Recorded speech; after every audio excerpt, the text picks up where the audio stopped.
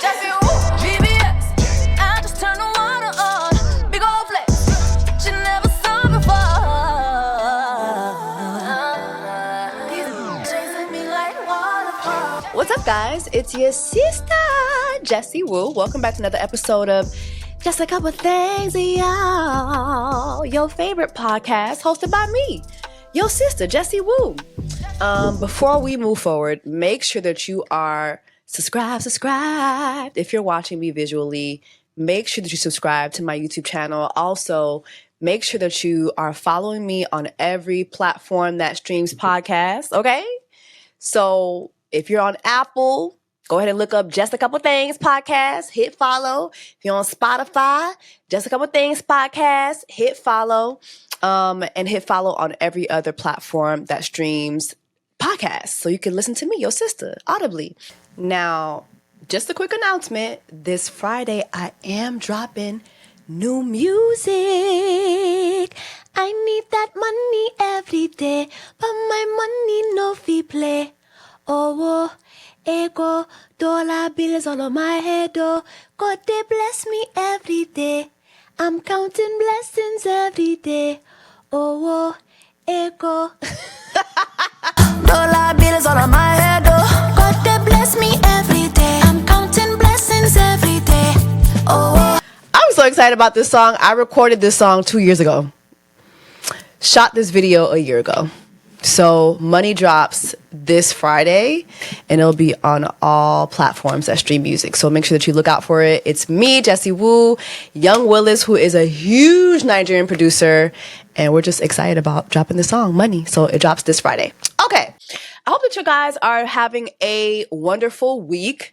Last week for me was very eventful. So as most of you guys know, I've been a little absent, but I went to go co-host my first BET Awards pre-show live, for real, like live. And I did it alongside Terrence J, LaToya Luckett, Pretty V, Jacob Lattimore, Miles Jones, Jay Murphy. It just was a really, really great experience. And I had put this on my threads and my Instagram how, like, you know, back when I started at BET, it was 2017. I was doing BET breaks. And I was making, with taxes and everything taken away, it would be like $275 a week. Probably less than that, because my day rate was $300. But most of the time, I would only book like one BET break show per week. You know, sometimes I'd get lucky if like two other hosts were gone. I could book like 4 days, sometimes 5. But most of the time, I would get one. If I'm lucky, I would get 2 per week. So I wasn't making much. But I was living in Summit at the time, Summit, New Jersey. I was riding the NJ Transit for an hour into Penn Station, then getting on the 2 or the 5 and going like three stops and going into Times Square, walking over to 1515 Broadway. Like, so my commute it was almost like, it was a good hour and a half every day. And by the time, like, I would pay for my transportation, like, you know, for the week, I believe it was like $30 for unlimited rides on the MTA for the week. Every day, weekly, like every daily, the NJ Transit would be like $20. So that would be like about $120 taken off of whatever fee I was getting. But I didn't care because, like, I just really, really wanted to be on TV. I want to be on TV. I did not care. I was going to get it how I live. Like, I was going to get it out the mud regardless. And, you know, going from being that girl to, you know, 8 years later, I get to do the BET Awards live pre-show. Like, that's crazy. And like I said on my threads, like, this race isn't for the swift. It's for the hungry. It's for the long sufferers. It's for the workers. It's for the people who really want to put that work in. And a lot of you guys that follow me, you tell me all the time, Jessie, like, you work so hard. Even like as I'm creating my content on here, you guys will say that. And yes, I'm a hard worker. That's why I don't play about my time, my money, my face, my name, because I know, like, whatever I put my mind to, I'm going to work hard. Like, I am going to dedicate myself to it. I'm going to show up. I'm going to do my best. And I just feel like this was just a testament of 8 years of hard work. And even before then, like, you know, going to college, going to grad school, you know, being a sideline reporter in Miami for Generation Next on NBC6 on Sundays. Like, I really have come a long way, and I still have a long way to go. You know, but one thing about it is I'm going to work for it. I'm going to put the work, you know, I'm going to put in the work, and I'm going to get it how I get it. Like, I'm going to get it out the mud every time. But yeah, it was just such a great experience. This BET Awards was amazing. You know, Jesse Collins is amazing. Adam Blackstone. If you ever watch an award show and the music is fire, just know Adam Blackstone is responsible. Just note that name, Adam Blackstone. Jesse Collins is amazing at putting together an award show. And Kevin Hart is also amazing. He demanded that we be in black tie for this award show. So that's why, like, the attire was what it was. The red carpet, I don't know if you guys saw how beautiful the red carpet was this year. Like, it really didn't give like BET's usual. It gave elevated. It was amazing. And it just felt like a special year to be a part of all that. And then I got my pa-da-pa-pa-pa McDonald's commercial. Hey y'all, it's your sister, JessieWoo, and I'm officially on the road to the BET Awards. We're celebrating 25 years of excellence, y'all. And guess what? I'm taking y'all with me. But you can't have a good road trip without good snacks, right? The word on the street is the new McDonald's McCrispy strips are the new wave. And baby, I'm about to go get me some.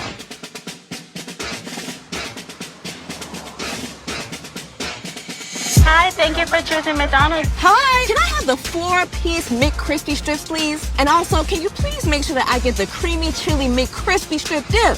Thank you so much. Now, listen, did you know that you can be featured at this year's BET Awards pre-show? All you have to do is scan the QR code right now. Upload a video of yourself telling us what you think about the McCrispy strips. Get you these strips, upload that video, and I will see you at the BET Awards on June 9th. And if you've been following me, you know, like, my first video that popped off was me pulling up to a McDonald's and asking for ice cream. And I was like, the ice cream, they were like, sorry, man, the ice cream machine is broken. The ice cream machine is always broken. Monday, Tuesday, Wednesday, it's always broken. Like, that was literally the video that popped off for me. And so what a full circle moment. And between me and y'all, literally, I found out that McDonald's specifically asked for me to do this with BT.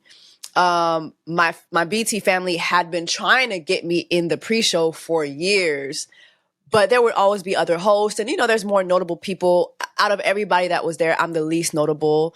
You know, I'm the last on the call sheet. Like, it is what it is. I'm not saying that so y'all can be like, oh, no. I'm just telling you factually, like, I'm the least notable.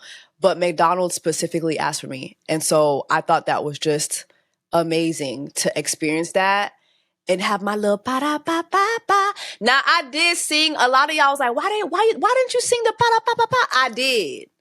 I sang the pa-da-pa-pa-pa. I made so many jokes. I did, like, but they didn't keep it all. You know, like, you can't really control editing. And again, like, they wanted this show to be elevated. So listen, before I leave this earth, I will have my crispy chicken, fresh lettuce, 3 cheeses, tortilla wrapped up in a.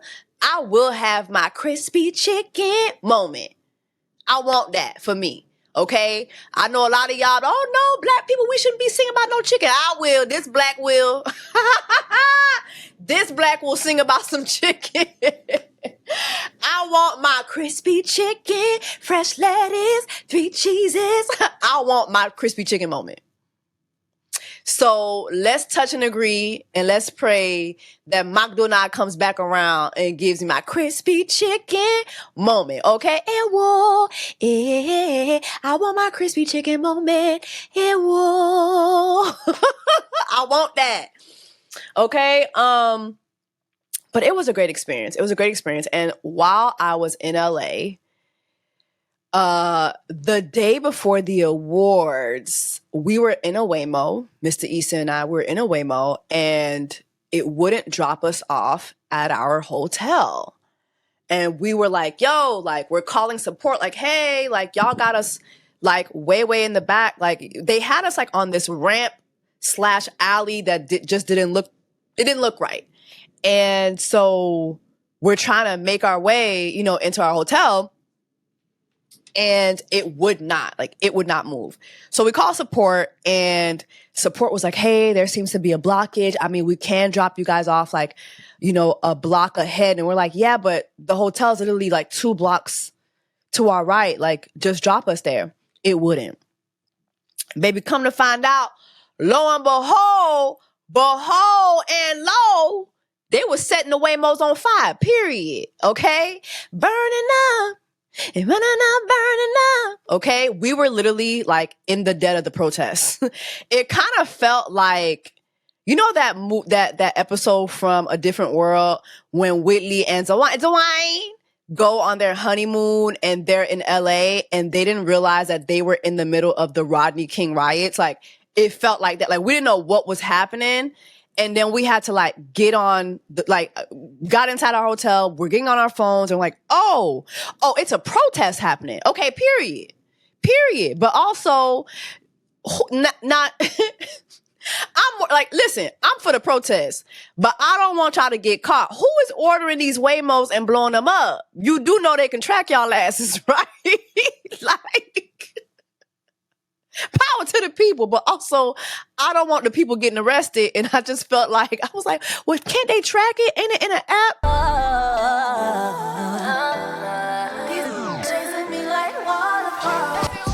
Child. But anyway, protests are happening, and it just was a lot. It was a lot, and the ICE raids were happening. You have, Donald Duck sending in our troops to come fight protesters. You got protesters being shot with rubber bullets. Like, it's just like, it was so much happening. And then I get online, like I get on my threads, and I'm just seeing a whole lot of, well, this ain't our fight. This ain't our Black people. This ain't our fight. And I found that to be very xenophobic, because as I'm looking on the news and I'm looking, through my threads, and I'm looking on socials, and I'm seeing who's getting detained. I'm seeing a lot of Black folks. I'm seeing a lot of brown folks. I'm not seeing no white folks. And so I just found it very interesting that Black folks were picking this time to say, this ain't our fight. I just found that to be very xenophobic, to be honest. And I called it out on my threads, and I said this on my threads. Hold on. I said, reading all the "this ain't our fight" threads pertaining to these ICE raids feels so xenophobic. And immediately I was met with what? Xenophobic behavior. Like, I am going to put this on the screen so you all can see exactly what I was saying. I mean, someone put, ID cases, it's starting to look like you don't care too much for Black American women. Instead of criticizing Black Americans for finally putting our own well-being first and not being collateral damage amongst the actions based on people voting for white supremacists, why don't you direct that energy towards telling white women and Latino men to fix the mess that they created in the first place? And mind you, I did not call out Black Americans. I'm Haitian. There are a lot of other groups of Black folks across the diaspora that say really nasty things about other groups of Black folks. I'm glad somebody said it seems like people often equate Black Americans solely with African Americans, overlooking the diversity of Black experiences in the U.S. And I'm so glad that somebody said that, because I'm like, as someone who is Haitian, I grew up here, right? And so when I'm walking around, unless you know that my name is Jessie Woo and I'm Haitian, I've been very loud about being Haitian. You're not gonna know that. You're gonna treat me like I am a Black American because that's just who we are here in the grand scope of the American experience. But anyway, there were folks on the thread saying that I was trying to gaslight Black women, that I was sending Black women to the front lines. I mean, like literally, there was one person who was saying to me, and I mean, they delete so many people. When I would answer them, they would delete their threads. But there was one person who was like, why are you singling out Black Americans? I'm like, I'm not singling out Black Americans. I'm singling out xenophobia. And I gave a prime example of it. I said, there's a screenshot right here. Black Americans, Africans, Caribbean, and Latin are not part of the African diaspora. Those are different groups. There were so many threads of people, of Black folks saying, well, you know what? Y'all are over here. You know what I mean? Like, we're Black American or we're whatever we are. You're over here. You're from the Caribbean. You're from Africa. So your fight is not our fight. And I even made it clear. I said, listen, if you're a Black person and your talking points pertaining to these ICE raids are filled with Trump and MAGA talking points, you're xenophobic, period. And it's funny because now, you know, I'm starting to see folks say, oh no, that's not xenophobia. Then they're posting up the definition of xenophobia as if xenophobia is not a behavioral pattern. Like, yes, racism has a definition, but there's not just one way to be racist. There are many ways to be racist. Xenophobia has its definition, absolutely. But there are many ways to enact xenophobia. And I'm sorry. Why are you choosing to say, this ain't our fight, the moment you see Black and brown people being hurled off into detention centers or being put into these dark basements with no water, no electricity, no food? They're being sent to countries that they're not even from. Like, why are you choosing that moment to say, this is not our fight? Why are you choosing such a violent moment where other Black and brown people are experiencing violence? This is not my fight. This is not my fight. You're inciting xenophobia. You're literally fostering a comment section where folks are going to come in and say all types of disgusting things about other groups of Black and brown people. Let's just be honest here. The thing about xenophobia is it happens throughout the diaspora, but nobody wants to take accountability. Everybody's a victim. Everybody's a victim. Oh, well, when the Africans come here, they think that they're better than us. Oh, the Black Americans, they're lazy. They don't know how to do nothing. They don't want to go to work. Haitians are dirty. They eat dirt cookies. They have AIDS. These are xenophobic tropes that have literally stayed alive within different communities of Black folks. And we just literally give life to that. We fester a lot of grounds for xenophobia, not realizing that xenophobia kills you. Did you know that xenophobia can actually kill you? A lot of us, when we were younger, we watched a movie called Hotel Rwanda. It's a prime example of what happens when xenophobia enters into a community. You saw a tribe get wiped out by another one, literally because of xenophobia. And then, like, when folks get called out on the xenophobia, it's our ancestors this, our ancestors that. Your ancestors were not xenophobic. They were not. Frederick Douglass was a huge voice for Haitians. Marcus Garvey, Shirley Chisholm. You know what I mean? Like, our ancestors hated xenophobia. You think the Haitian Revolution was just about freeing Haiti? Mm-mm. If you think the Haitian Revolution was just about freeing Haiti, then you have no idea what a revolution is all about. The Haitian Revolution was about freeing Black people, period. It started with Haiti. That carried over. Go read up on Frederick Douglass. Go read up on all of the communication that Frederick Douglass did on behalf of Haiti. Our ancestors did not stand for this at all. If you're choosing a moment where you see Black and brown people suffering from violence to say, this is not our fight, you're xenophobic. You're choosing a very violent moment to set yourself apart from other groups that look like you. And listen, I will baby, I will pull that song out every time. But you got to pull that song out when it applies. Afro-Latinos didn't vote for this. Look at the statistics.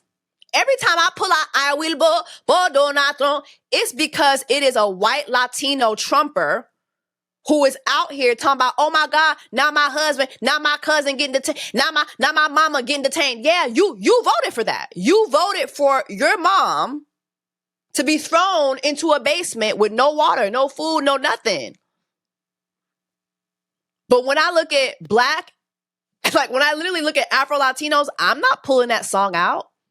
It's crazy. Like y'all are still like, it's 2025 and some of y'all are still learning that Afro-Latinos exist.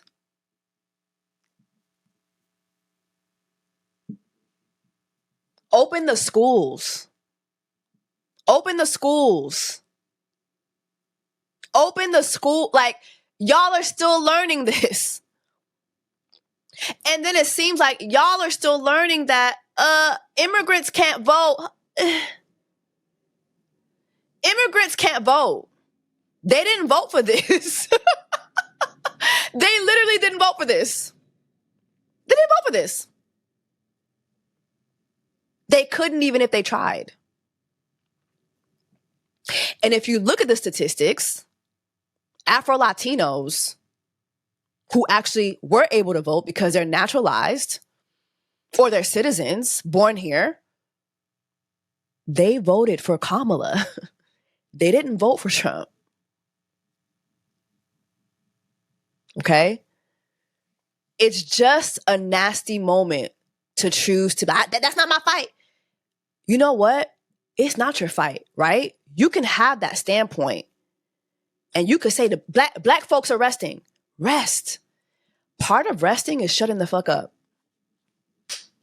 Part of resting sometimes is shutting the fuck up. Shut the fuck up. We don't need to know that. We don't need to know that you don't care about other Black folks. We don't need to know that. I just find it all odd because literally we just watched Trump usher in a whole bunch of white South Africans. A whole bunch of white South African immigrants to come into the country because they're victims of racism in South Africa. Who do you think that's going to affect? You think that's going to affect white people? Oh, okay. Who do you think that's going to affect? All the benefits that they're getting, who are they taking that from?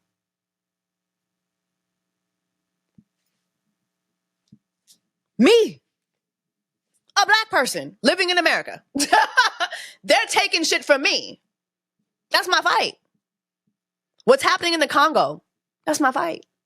What's happening in Palestine? That's my fight. What's happening with Black and brown folks right here with these ICE raids? That's my fight. So whether I want to stand in the front lines or whether I want to donate to different organizations, whether I want to talk to my local government and see what can be done, I am going to do those things because That is my fight. That's always been my fight.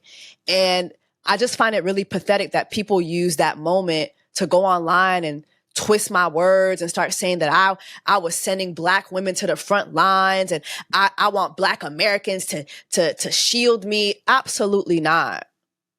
Absolutely not. Anybody who follows me, y'all already know my tone. Y'all already know my voice. Y'all know that that's not even what I stand for. And then trying to perpetrate this idea, oh, she hates Black Americans. Mind you, I'm sucking Black American dick every night. Well, every other night, child. I'm old. Can't do that every night now. And we don't live together, so I can't do that every night. But I'm literally hurling Black American penis into my fucking mouth. To my eye, like, please. People always start lying on me when they can't address my stance. If you're not xenophobic, don't scream. Don't holler.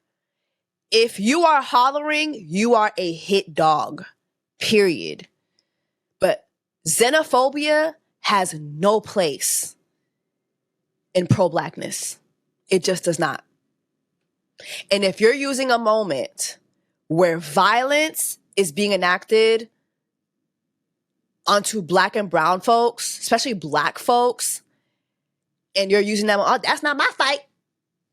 That's not my fight. Y'all got it. It's xenophobic. You're literally cheering on violence. You're cheering on violence towards a group of people that you feel that is not your group. Mind you, they're Black. I have so many thoughts about these ice free. It's so much going on. And then mind you, the protest was going on and we down to the BET Awards. Lord have mercy. It just was. And again, I'm really grateful, but it's just like, when you just look at everything that's going on, it's like, damn, like, it's just so much fucked up shit. But anyway, that was my weekend. I know I'm a little long-winded, child, but that was my weekend. And it just sucked. It just sucked to see a lot of Black folks say those things. And, you know, I'm here for my Black folks. I'm here for my Afro-Latinos. I'm here for my brown folks. Now, it's a certain group of y'all. Y'all are showing y'all ass online. Y'all Asians, y'all are showing y'all ass online. Y'all are on TikTok talking, I don't care. I don't care about deportation. See, I saw Sinners. Remember Sinners? I saw Sinners. I always thought they should have threw Gracie's ass the fuck out of the juke joint. It be y'all Asians. Now if you Black, you my brother. If you brown, you my cousin. But the rest of y'all, y'all be showing y'all ass. I think the thing that really hurts my feelings the most when moments like this happen is you really have to watch folks lie on you and see other people like carry the lie when literally my threads are there and you could read every thread, and there's no thread where I said anything disrespectful to Black Americans. There's no thread where I told Black women that they need to be in the front line. Like, there's literally no thread saying that. My message was simple. Stop being xenophobic. Like, literally. This is not the time to say things like, this ain't my fight because y'all's Caribbean and y'all African. I gave an example of things that I was seeing on the timeline. I would never, ever, ever send Black women to any front lines. Are you insane? Are you insane? It makes no sense. That's not even how I talk. That's not my style. But I'm definitely going to always speak out about xenophobia. Yeah. Like, xenophobia kills. It literally kills. It kills. And as a Haitian, I know that personally. It kills. It kills. Read up on Haitians in the Bahamas. Xenophobia is rampant there. It kills. So I do take that personally. The same way a lot of you guys take racism personally, I do as well. So I take racism personally. I take xenophobia personally. I take SA personally. There's just some causes I take more personally than others because it is my fight. And any cause that hinders Black people, period, Black women, period, it is my fight. Sorry. I would never get online and watch George Floyd be killed and be like, oh, that's not my fight. I'm Haitian. I'm not Black American. Never. That's xenophobic. I'm literally low-key rejoicing at seeing another Black person experience violence. That's xenophobic. Yeah, no. Anyway, let's move on, child. So over the weekend, Tyler Perry struck again, child, and released Straw. Let's talk about Straw. Have y'all seen Straw? Straw is Tyler Perry's latest film, and it features Taraji P. Henson, Sherry Shepherd, Tiana Taylor, and I just have some thoughts. Before I get into mine, drop in the comment section. Let me know if you watched Straw, and let me know your overall sentiments. I feel like I've seen a lot of like mixed reviews online. I think this is the first time I've seen many people like come out in Tyler Perry's defense. Like, I've seen an overwhelming amount of folks come out in Tyler Perry's defense. Like, yo, y'all know how he coming. If you're watching a Tyler Perry movie, you already know how he's coming. You already know the stories that he's going to tell. This is what it is. And to be honest, I saw a lot of women personally say that they are Janiyah.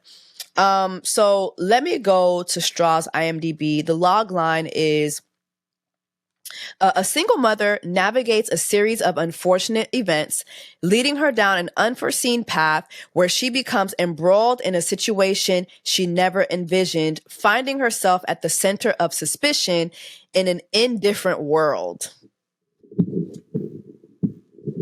This is my first time reading the log line. I'm just like, who wrote this? Who wrote the log line? Like, I mean,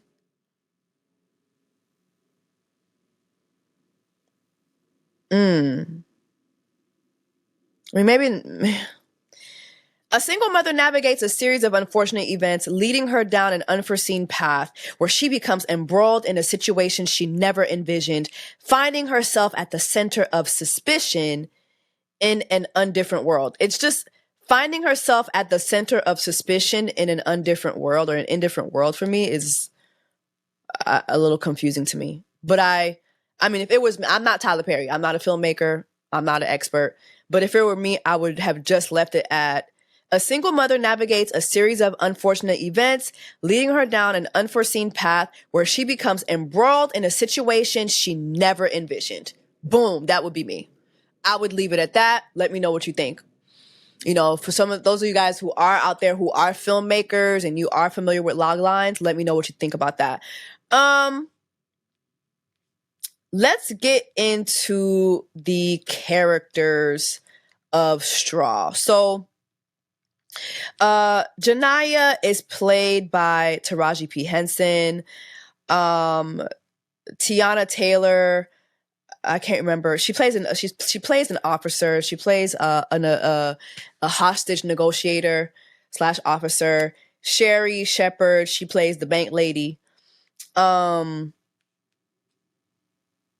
What did y'all think about the movie overall? Sherry Shepherd plays Nicole. Tiana plays Detective Raymond. Sinbad was in the movie. It was nice seeing Sinbad, even though he had like 3 lines, but it was really nice seeing Sinbad. I think he suffered, I don't want to speak something that's not right, but I think he suffered a stroke recently. I'm not sure. But it was nice. It was really nice seeing Sinbad. I think the first 10 minutes for me is like the first 10 to 15 minutes of Straw for me was a lot. It was a lot. It was a lot of unfortunate events, one by one, like just like so many unfortunate events happening all in one day. I did feel that it was a lot.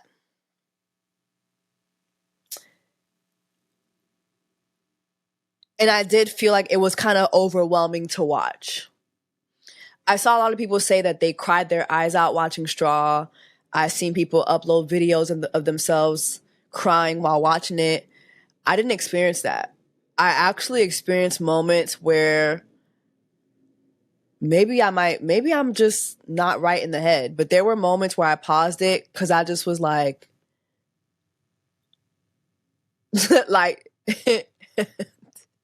can we be for real? There were moments where I was like, okay, what is this, right? However, I sat with the movie for a day, like just thinking about it throughout the day, and I have had days where a series of unfortunate events happen. It might be like two things, might happen. Not to this extreme. I will say I've had seasons of my life where unfortunate event after unfortunate event after unfortunate event after unfortunate event has happened.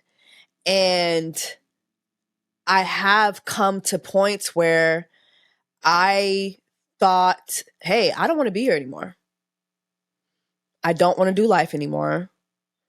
Or I want to take a life, like something, like someone did something to me, or someone was the catalyst of something happening to me. And I'm just like, yeah, I would like to take a life. I've been there. It might not have been back to back to back to back in one day, like her getting out the hospital, her being with her child who, has a sickness, taking her to school, then, going to work and the boss is an asshole to you. And you got customers throwing bottles at you and nobody's doing anything about it, not even your boss. And, then you get robbed, or you got to go, you get a call from the school, you got to go give your daughter $40 for lunch, but then they're taking your daughter away and they called CPS for her because she has a mark on her body. And, now you're at the bank and, now you're robbing the bank. I've never had that. Or even on your way driving back home, you get stopped by, you get, railed off the road by a police and he tries to kill you. And, when he's not successful in deleting you, then, he shows up later when you're robbing the bank trying to delete you then. Like, I've never had a day like this. This was the complete day for, like, this day that Janiyah had in Straw was the day from hell.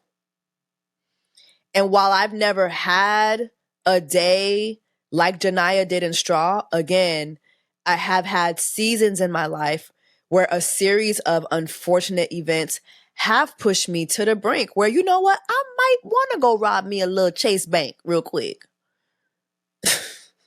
Even though she wasn't really trying to rob the bank, but she didn't really want to. I've been there where I feel like I might just have to jump outside of myself because I don't know up from down. I don't know right from left. I've taken all that I can, and I'm sorry, Donnie McClurkin, I cannot stand. Yes, after you've done all you can, you just stand. I can't stand Donnie. I'm sorry. Somebody finna get robbed. This Chase finna get robbed. This Washington Mutual finna get robbed. Somebody, it's a stick up. I need them bags of that money. That's where I'm at. I'm sorry. I'm sorry, Donnie. Okay? I'm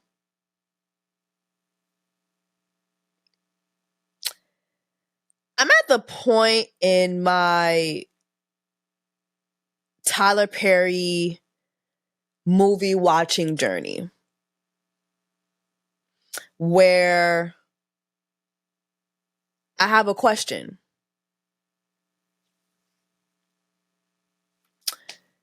There are plenty of Janiyahs out there. Does her story deserve to be told? I ask that because, yet again, this movie was met with the criticism that Tyler Perry profits off of the Black woman's pain. He hates Black women. He always has us in misery. He always has us poor, broke, tired, distressed. You know, that there's one time where he gave us AIDS. You know, like, but there are plenty of Janiyahs out there. Do Janiyahs not deserve for their stories to be told? I've been on food stamps before. I've been on unemployment before. Back in 2016, I was living in a Section 8 apartment.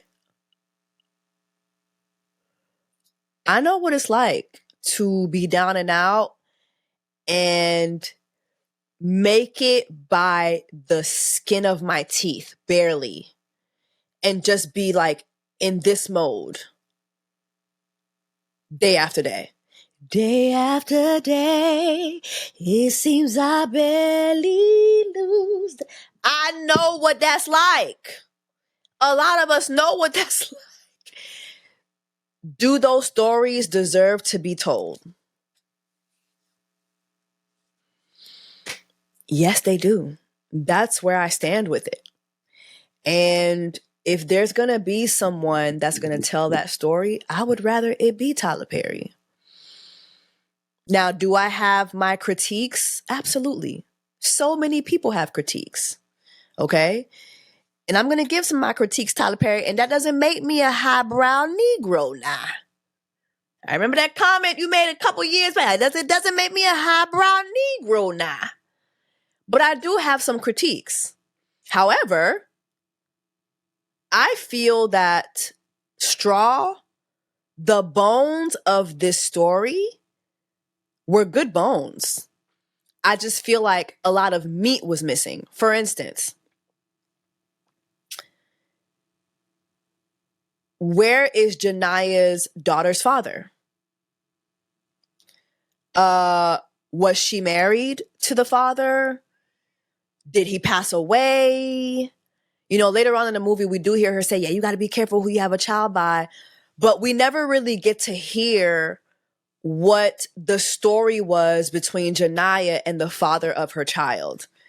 We don't know if he's still living. We don't know if he moved on and had another family down the street like a Haitian man. We don't know. Okay? We do not know.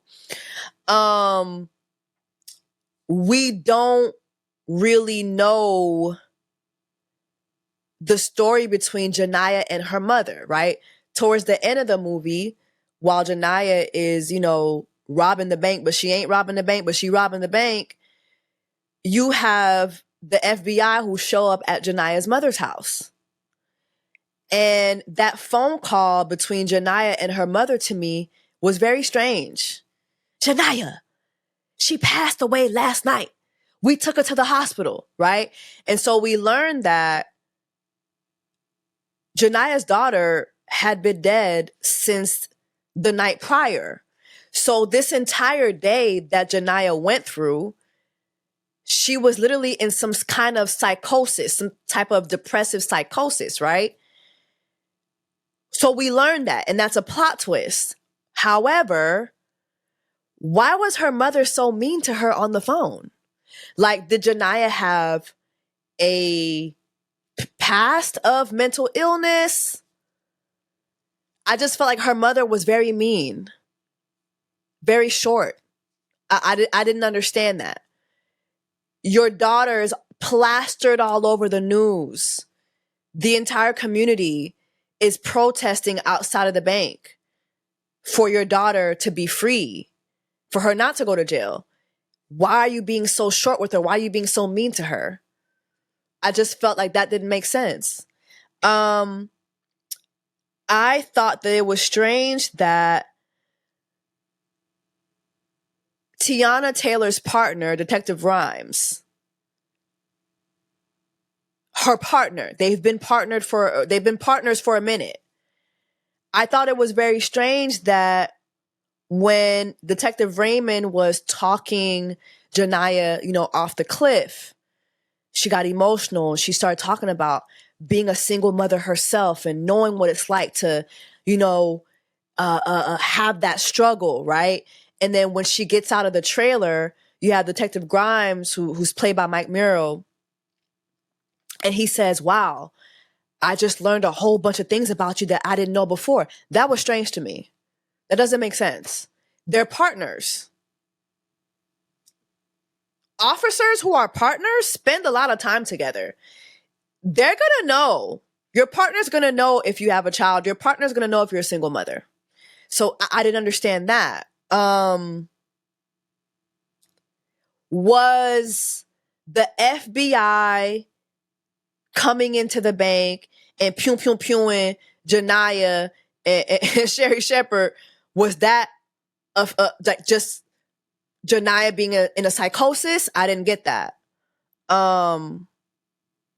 Because I just walked away with so many questions when it came to Janiyah, I felt that Sherry Shepherd's character carried the movie for me. It is my personal opinion that Sherry Shepherd carried the movie straw because her character to me had the most balance, made the most sense. We saw a ladder of emotions from her character versus Janiyah, who was hysterical the entire time.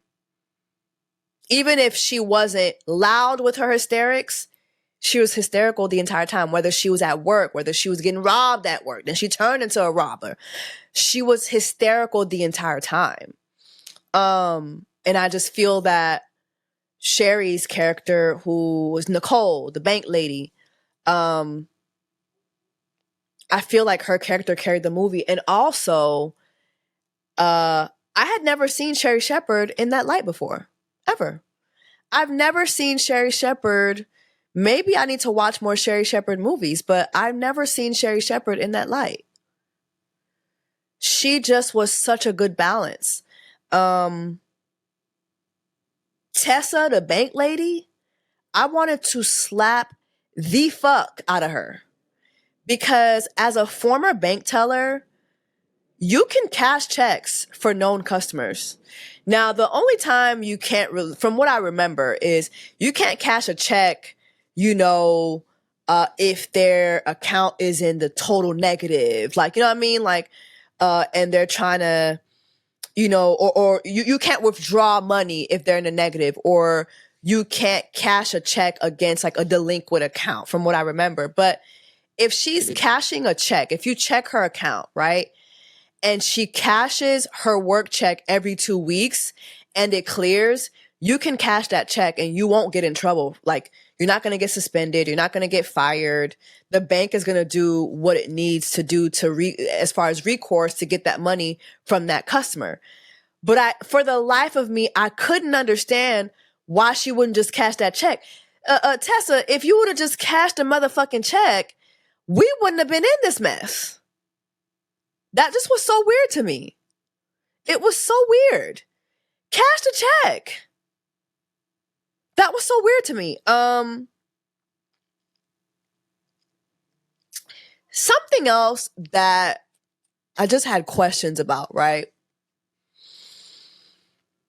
If we all turn the TV on right now and we saw a Black woman in a bank crying about, not being able to, make them pieces hit, okay? Would we all as a community go and stand outside the bank and protest for her? Someone who's being said to be robbing a bank. Would we all do that?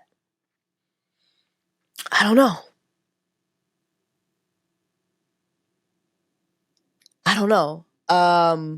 I thought it was nice, the montage that Tyler Perry provided, where you saw the barbershop, people watching the live stream.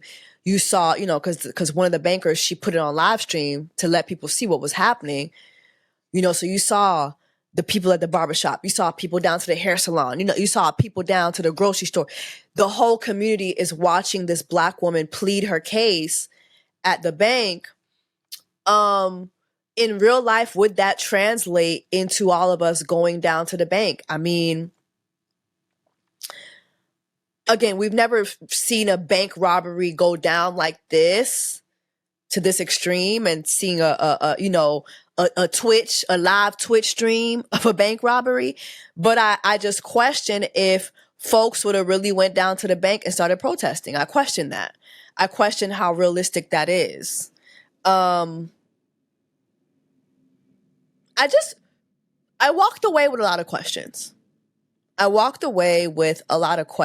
Especially about Janaya's character.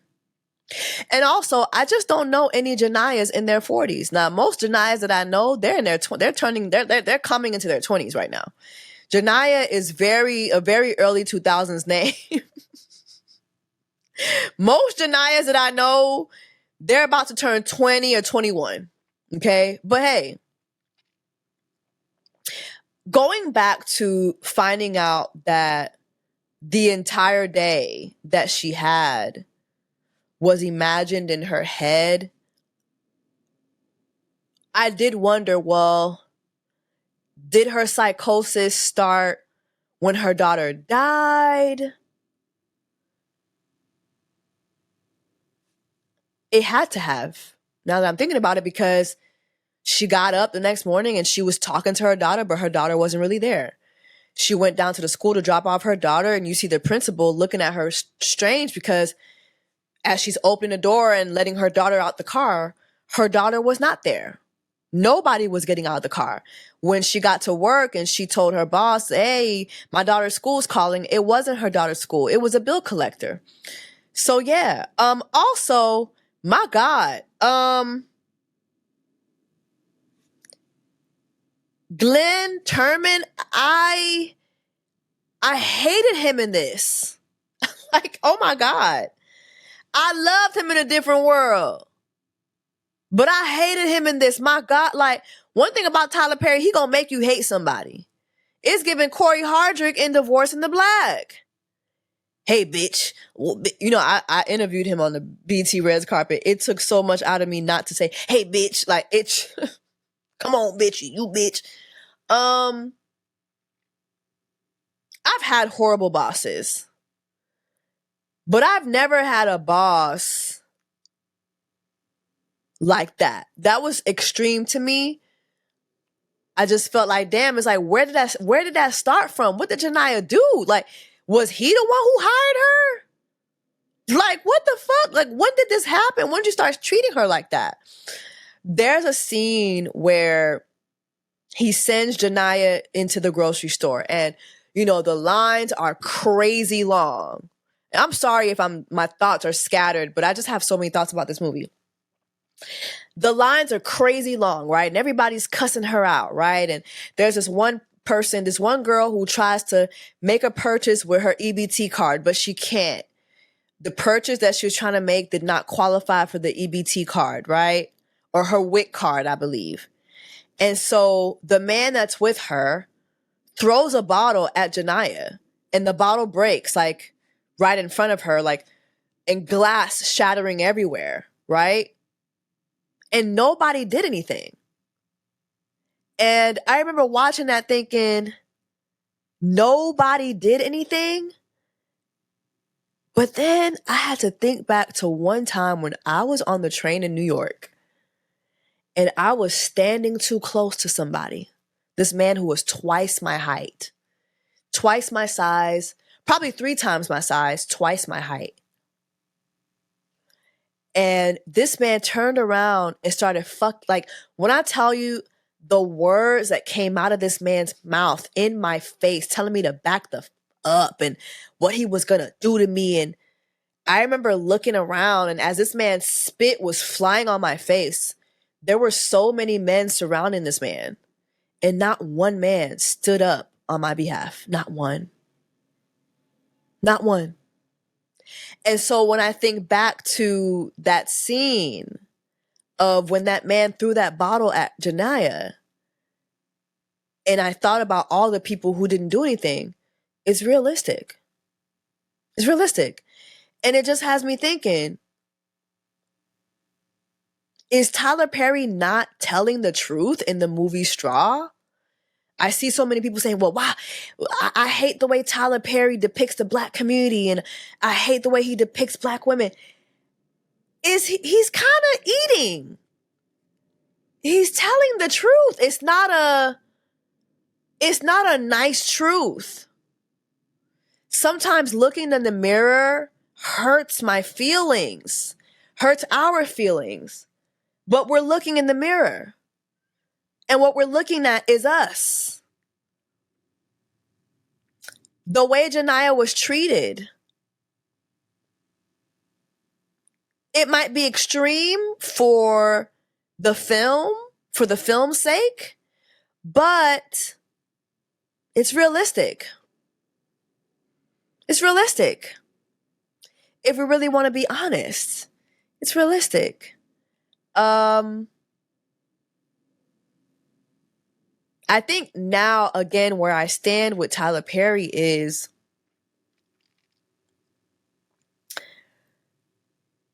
I think that Tyler Perry, he might have hits, he might have misses, but I think ultimately his message is look at the treatment of Black women. This is how Black women are treated. I do feel that some people might watch his work and in the wrong hands feel like, oh, okay, so this is how you treat Black women. But then folks with sense will watch this and be like, wow, like this is how we're not supposed to treat Black women. This is what Black women go through. And we need to do better as a community to support Black women. I think that his misses a lot of times will cloud his message, but I think his message is clear if you're really looking at his intent. That's where I'm at with Tyler Perry and his films.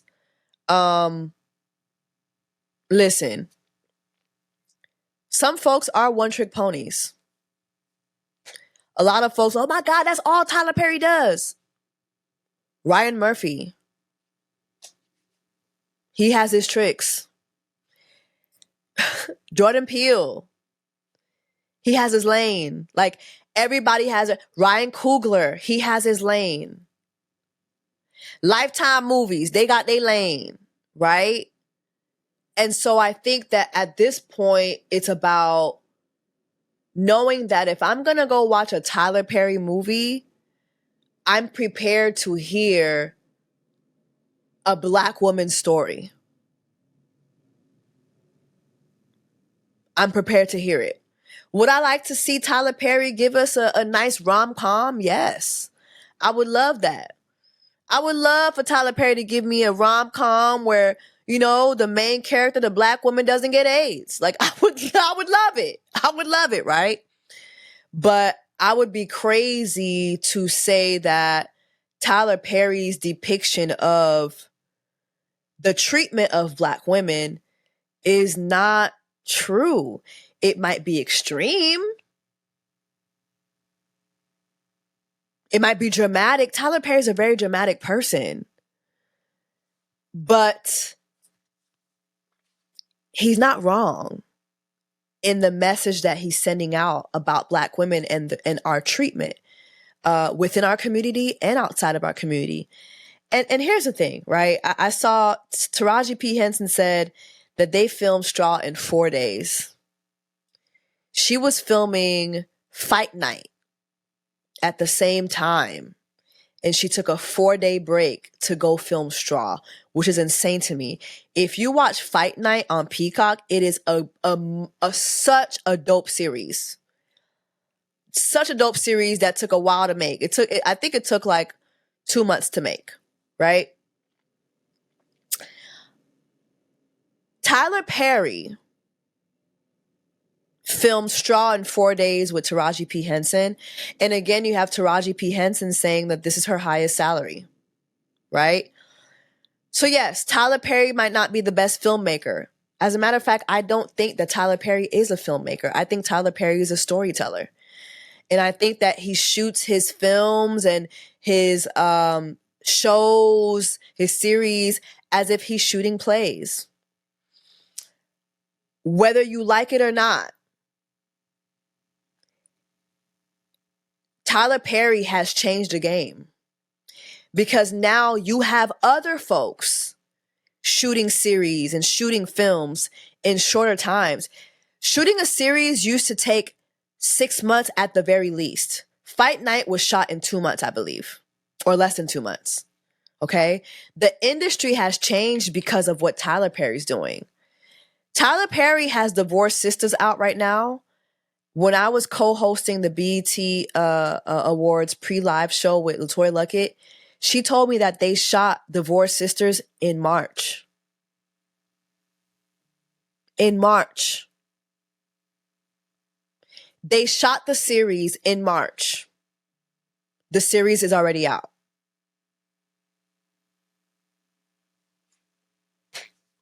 Tyler Perry's cranking out content, series, movies, like there's no tomorrow.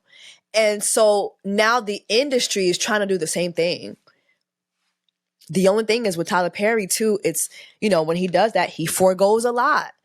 There's continuity that he forgoes. Sometimes you do hear, actors stutter. Like you will see mishaps on screen. I think he's getting better, but he's changed the game.